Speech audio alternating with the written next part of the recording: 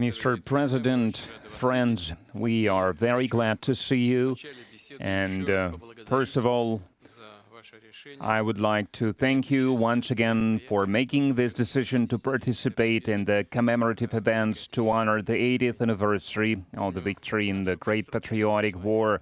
I remember our constructive and useful conversation back in 2023 when you visited our country for the first time to participate in the Russia-Africa Summit in St. Petersburg.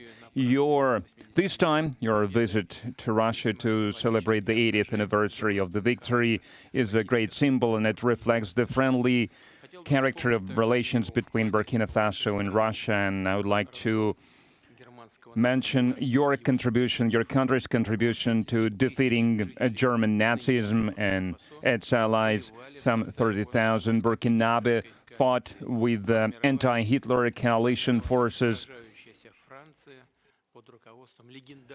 under the guidance, under the leadership of legendary Frenchman Charles de Gaulle. And now we are united by our joint goal to fight against terrorism and extremism, and we will continue to support the Republic and restoring constitutional and lawful order, to fight against unlawful factions that are still operating in some parts of Burkina Faso. In recent years, we have accomplished great progress in mutually beneficial cooperation in various fields. In the end of 2023, after more than 30 years of hiatus, the embassy of Russia in Ouagadougou was turned operational again. And the economic operation is also important, even if trade is modest. It's growing, which is a good trend, and we need to preserve it.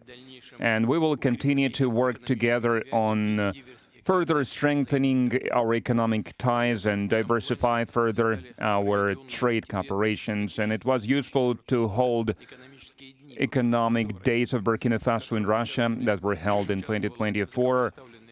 And it was attended by the high-level Burkinabe delegation led by the Deputy Prime Minister, and we are working now on establishing intergovernmental commission. We have already established a working group to look into that matter, and we will continue to support your country in training personnel in 2024 and in 2025. The quota of Russian state scholarship for Burkinabe nationals was more than doubled, and this year we are ready to receive 27 more students from your country at the state's expense, and in total, more than 3,500 Burkinabe received higher education in Russia. Cultural and humanitarian ties also play an important part, and it is assisted by the Russian house that is operating in Ouagadougou since 2024. In particular, they are teaching Russian language there. There is a great potential in cooperation in the field of healthcare and sanitary regulations. Recently, on April 24-25, Madam Popova visited Ouagadougou and discussed the development of scientific and research infrastructure and training of personnel. We also prioritize humanitarian support for Burkina Faso. Last year, we allocated 25,000 tons of wheat free of charge, and this month we are going to send a large supply of other food products to Ouagadougou. We appreciate the support from Burkina Faso and many international platforms, including the UN and other multilateral platforms. A useful format of cooperation is the consultations between Russia and Sahel States Confederation.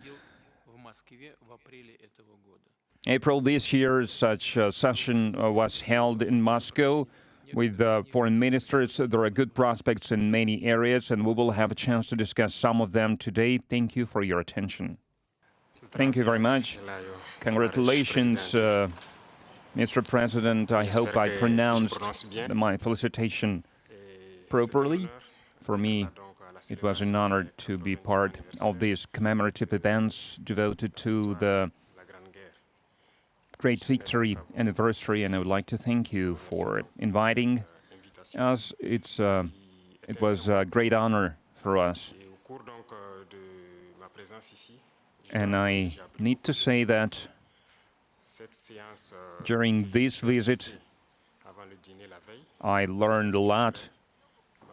I learned a lot about culture, about history that laid the foundation of the resistance of the Russian people, of its struggle. I learned of sacrifices your people made, and due to these sacrifices, we are free now. And I would like to thank you once again for this invitation. And this meeting allows us to think about what's happening in the world today and to think about the prospects as well.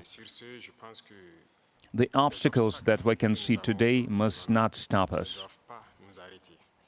These obstacles, in some way, they are even an advantage, because despite all the